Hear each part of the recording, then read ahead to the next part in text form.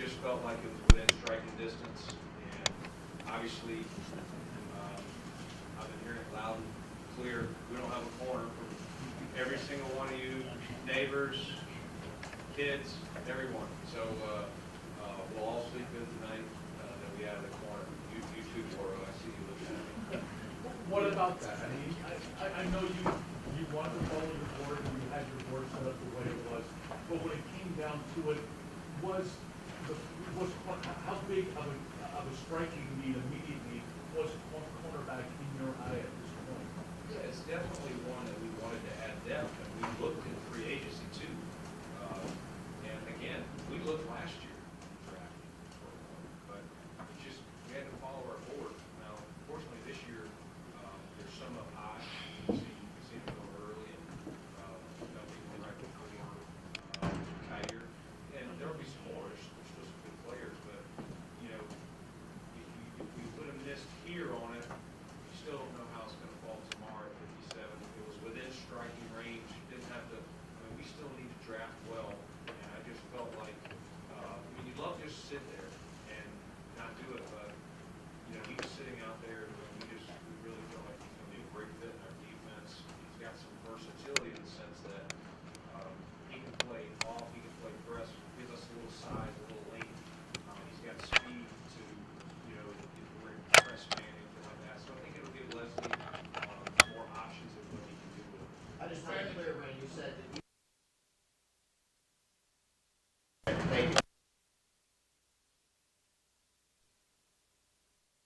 Outside, things like that. Yeah, he's more of an outside guy. Not versatile from press, off, stuff like that, but we don't see him. He's a boundary corner. He's a boundary corner. Brandon, I know Shane down in New York told their reporters that there was a team interested in cornerback, that they thought they had parameters worked out with, and then that team backed out. Might that team have been Buffalo Bills? If there was what? He had parameters worked out for a trade for number 7. Oh. And the team that backed out was a team that was probably. Oh, us going to 7? No. You thought you were going to catch me because you asked me, was I all in for the Super Bowl? No. No. You know, pissed about that? Yeah. No, I was going to question. You're trying to prove your question correct. No, 0. No, we didn't talk to.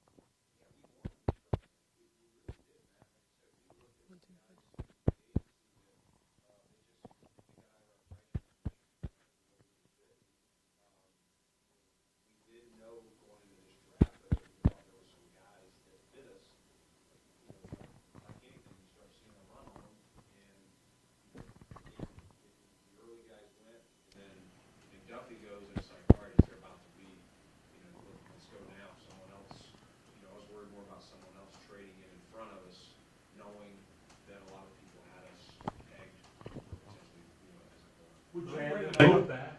Had you not made this trade and say, Kaiir, go? Potentially. Yeah. Potentially. Brandon, how much of a concern is Tre's knee when it comes to making this pick, at least for the start of the season? Well, it's not a concern. It's just it's an unknown of exactly what his timeline will be. It's still too far out. He's hitting everything. He's done a great job, but yeah, I mean, we want to be, again, we want depth there. We also lost Levi, and so separate of Tre, you know, we lost Levi. We still have Dane. We want competition in every spot, and so this is another guy. You know, Kaiir will have to come in and earn it. Like, we still expect Tre to be ready to roll here, you know, hopefully at the beginning of the season. We'll see. Dane's not going to, he hasn't missed a challenge yet, so drafting Kaiir doesn't mean he's going to be a starter for the Buffalo Bills, but it adds another guy, adds some size and length outside, as I said earlier.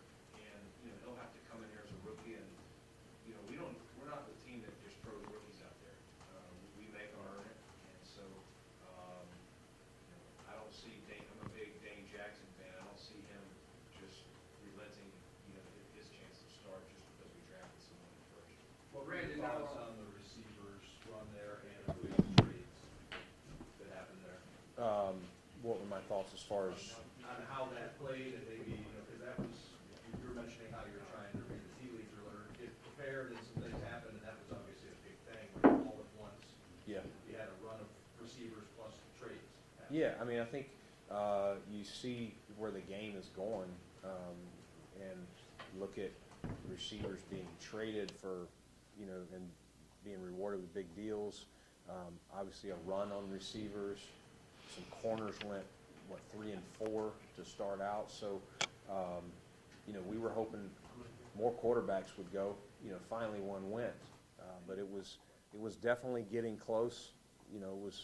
We were crossing our fingers that we were going to be able to get a guy in the first round and with a first round grade, and fortunately it worked out.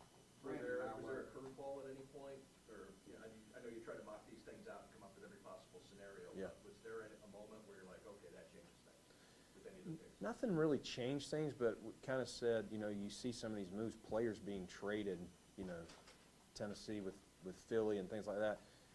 Nobody's going to mock that. You don't know what's going on. So, again, we felt like, maybe 2 quarterbacks would go and only 1 went. So that, again, our board was getting bare from a first round. Now, we had guys closely graded, so it's not that I would have been like, oh, man, I didn't get a guy in the first round grade or whatever. We had guys close. So we would have looked, if he had gotten taken, we would have looked potentially at what our options are to trade back, but there were some other players there we would have been comfortable with, So too. Brandon, to what degree had you maybe, targeted him or thought he might be a guy? How much was he in your mix? I realize you'd given him a first-round grade, but it was getting close there. Yeah. So to what degree do you feel like you maybe got a guy you wanted? Yeah, well, it fills a need, too. There were guys that we had first-round grades on that you wouldn't say is the top of our needs list. If you're ranking, I would say corner was at the higher end. You guys would probably say the top end, at the higher end of that. So that's usually when you're going to see, if I'm going to get aggressive, it's usually when there's a value there and it fills a need.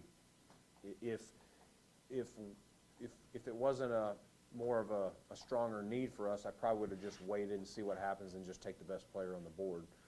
But it just, again, I told you last year we thought a couple times corner may be available, but when we got on the clock, those players were gone that fit that value. Brandon, when you see Kansas City move up to 21 and then draft Trent McDuffie there, did that kind of maybe give you a little bit more of a sense of urgency to get up to move 2 spots, or were you always thinking, like, once it got down to, in the 20s, all right, I think we're going to start thinking about moving up? Well, we were definitely talking to teams in that area, but we were also following the board, and again, it got down to, one player that we had there, and we finally found a team that it made sense for them to take what we were offering.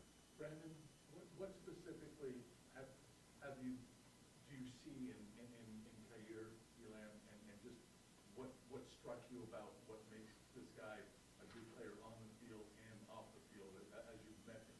I'm sure you've met with him. Yeah, I mean, first off, his play, he plays in the SEC, which, is the closest thing to our level, and he's going against, Jamison Williams and a lot of these guys, Tre'Davious Burks, he's gone against some top-tier talent in his career, guys that have already been drafted a year ago, and he's still a young, we think he's got a high ceiling. He's a young player. I think he's still 20, maybe. We just feel like he's got a lot of things that he does well. He's a bigger, longer guy. As I said earlier, he's got speed to carry the vertical. Some guys, that are running high 4.5s struggle. They're good in the shorter area, but they struggle the more, the receivers get downfield. We think he can do that. Press, as I mentioned. His tackling at times was a little bit shaky. We talked to him about it, and part of it, he felt was the way they were asking him to do. So he'll have to, there's some things technique-wise we're going to have him, work on and clean up, but he's a great young man. I think he'll fit our DNA, fit our culture. He is one of the guys that we brought in for our 30 visit here, and he was impressive when he was here, and that really, kind of sealed the fate of this guy would fit us if it works out. How much of a read, Brandon, do you have on maybe how ready, if you need him for whatever reason, whether it's Trey and he's delayed a little bit? I know it's tough to put this on any young player, but what kind of a sense do you have of how ready he would be to make this jump early on if you need him? And do kids from the bigger programs and the higher profile programs, particularly at corner, tend to fit that bill maybe a little bit more? Yeah, I think, he's faced guys, already that are playing in the NFL. And then again, some that were drafted in front of him tonight. So it's not going to be a new thing when he sees versus playing at a smaller school. It's a little more of a projection when they're playing at a smaller school. I mean, Spencer Brown playing tackle for us from Northern Iowa is a little more of a projection. He's not facing, Von Millers and players like that. We've seen Elam face receivers that are playing in the NFL and that, again, already have been drafted, and some will be drafted tomorrow. So I think it's an easier transition, but again, he'll have to come in here, learn our defense, earn everything. Again, that's very important to us, but we believe he has the skill set. We believe he has the makeup, the DNA, that he's going to do everything he can to be ready if his number's called. You said that during his top 30 visit, you were impressed, he was impressive. What exactly about him? What impressed you?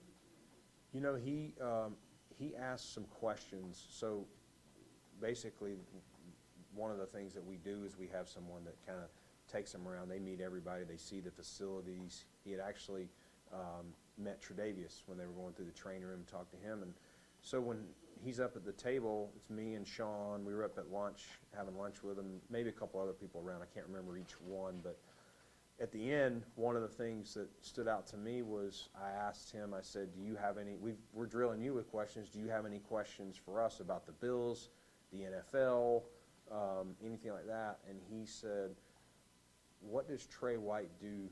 What has he done to be so good? Like, what do you guys see? And just, and then what do you see in my game that you like, and what do you think I need to get better at? Just some really good questions. A guy that's serious and focused and driven to be really good at his craft is what I took from it. You haven't drafted a corner since Tre'Davious White in 2017. Now, picking one now, Kaiir Elam, does that reset your draft process pattern? And what are the chances you take another corner in this season? If he's the best player, I'll take him. I really will.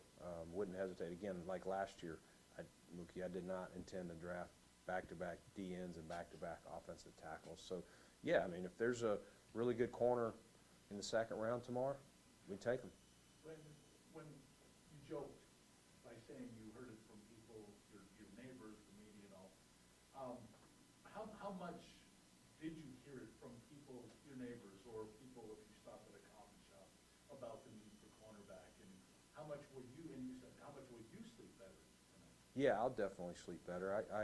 You'll sleep good if you're really excited about where you got the player, where you value him. You do all this work all year long, and you collaboratively, all our scouts, and then we get our coaches' input. It's a lot of work to put this board together, and when you get a guy that you put in the first round and you're able to get one in the first round, obviously he's got to be pretty darn good to be in your first round. As we said earlier, most teams don't have anywhere near 30 to 32, in any given year.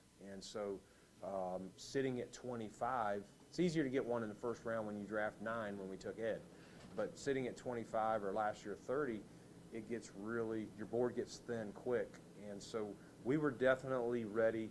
We had conversations with people to move down. That was a serious conversation. I honestly, the way it was going early, I was like, we're going to end up moving down. I really thought that, but luckily Kaiir lasted as long as he did. Brandon, you know what kind of season this is. I mean, smoke screens everywhere, like teams links players. The one report though for the past week is that the Bills love Breece Hall. You said that you only had one player left, one first round grade left. When you see things like that, like a specific player knowing how things tend to stay in this building, you kind of like a little bit. Then maybe it's not true. Not saying it wasn't, but like when those reports are out there as you're kind of navigating. Yeah, I mean, I don't know where the reports come from. You know, I know they don't come from our building. We don't put out smoke screens. Like, it's not something we do. So I definitely heard about it. We tracked, locally it seemed to be more receiver or corner. Nationally, it was definitely Breece Hall. And, I'm assuming a lot of people are kind of studying what other people are saying too. Whatever reason, it picked up a trend, and so maybe that's what happened. I'm not sure, but we don't really get into trying to put out smoke screens. I think it's a waste of time. Is that How much do something you feel like somebody who puts out smoke screens would say? I don't lie, Tim. So I can honestly say we don't put out smoke screens. What can you tell us about his ball skills? His ball skills? He's got ball skills. You see it when he's had opportunities. Harder. It'll be easier. It's going to be easier for him the less he's playing press. You're playing off. You're reading your guy. You got eyes on the quarterback. If you're playing a lot of press, which he did this season at Florida, it becomes harder to get INTs. And so when he's had opportunities, he does have ball skills. Is that the difference between 2 years ago and this past season, where that he was playing more off? Yep. In 2020, I guess. Yeah, he definitely played a lot more press this year than he did before, and I see why. I mean, he played some of the best. He went against those Alabama kids and against some of these other guys that are really good players. Brandon, you've been down this road before giving up the fourth-round pick. We know you previously gave up the fourth-round pick for. How does giving up pick 130 reshape your draft board going forward? Yeah, I mean, we'll see. I mean, I wish I still had picked 130, but it made sense for me to do it and secure the player, and so tomorrow night it doesn't affect us. Saturday it'll just be a slow start for us. But I'm excited about what's going to be on the board tomorrow night. I think there'll be some good opportunities for us. What's the challenge for a rookie to come in and start on the opposite side of the Tre'Davious? Yeah, I mean, I think it's a challenge for any rookie to start. I don't think they're necessarily going to worry about Tre'Davious. Anybody who's a rookie coming here is going to know Tre'Davious is an all-pro. Is he going to get looked at a little more often? Well, yeah, I think that's always been the case. Whoever we've had here has always, has always done that. I think, whether it was Levi most recently, Dane, all the way back to E.J. Gaines, Trey's rookie year. I think that's naturally the case. So, and listen, quarterbacks are going to test any rookie. You know what I mean? That any position that they can, especially a corner like that. So, yeah, if he's earns a spot as a starter or he's playing a lot, he's going to get his fair share of balls to see what he's made of. How many times did you see Kaiir in person this year on your scouting trips? I did not see him I did not make a Florida game in person. We had scouts that did, but I did not. So the first time you had a conversation, I guess, would have been when? At the combine. How did he present himself, his first time he presented himself to you? Yeah, he's very much about ball, and it runs in his family, with his uncle and his dad. So it's, I think it's one of those things. He's grown up around ball. He understands. Asked him some of the things. What have you learned from them? Who are your mentors? And so he comes in, even though he's young, he knows a little bit about the pro game, what to expect, and it's obviously going to be a transition no matter what from college to pro. But he seems like a very serious-minded, and I'm going to say this, personality-wise, reminded me a little bit of Trey, just being around him. Personality, I'm not trying to say he's Trey White, so don't anybody put that out there. But personality-wise, he really felt like that. I'm looking forward to getting to know him more again. He did a good job there in Indy and a really good job here on our 30 visit. That kind of sealed it for us that, as a player, we knew what he was, but culture is important to us too, and that was kind of the difference in why we put him in the first round. Hey, Brandon, I was going to follow on Matt's question about Breece Hall, and I know you've been asked this before, but I suppose in the context of the draft, it makes sense to bring it back up. To what extent do you feel like you need to address the running game offensively? It's, like I said, Adam, it's the same thing. It's, if there's a runner there that we think can help us, we wouldn't hesitate to turn it in. And that's any round. And that's same as corner. It's just, it's got to fit the value for that, what that player's going to add to our offense. What does that runner do for us? Is he a sub back? Is he a 3-down back? You know, is he a speed back, home run hitter, but not really between the tackles? How does he hold up in pass pro? So all those things kind of puts his value where he's on our board. But again, we think there's a lot of positions that we could add to. I don't really rank that as like, man, we gotta lead this draft with that. So you would call corner an area of need earlier in the press conference. Yeah. I think a lot of people would ask you, would you consider the type of runners you have and the dynamic of the run game, would you consider that an area of need, or? You know, I mean, you can always add to it. I'm not sweating it. Probably, you know, corner was definitely a higher need, Sure. without going through where each position is on the pecking order. Does that make sense? That seems obvious. Yeah. That's more than that. 4.39 speed at the combine. Where does that meet in terms of his recognition? And you mentioned his ball skills, but how he plays the position, like how do those two things meet up?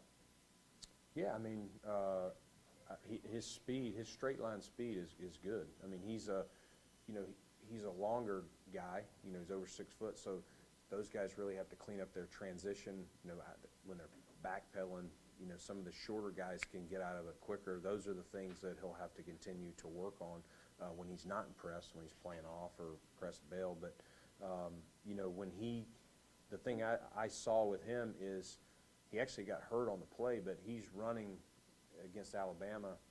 I can't remember if it was Mechie or Jameson, but one of those guys, it's like a deep over route, and you know, you can see him carry the vertical. That's what you want to see. You know, you want to see their transition, their ball skills, their tackling, but what are they going to do when they're facing a speed guy? How, you know, their recovery speed, how do they hang with him? And it was not an issue with him. Okay. Awesome. Thank you, guys. Appreciate it. Thank you, Wayne.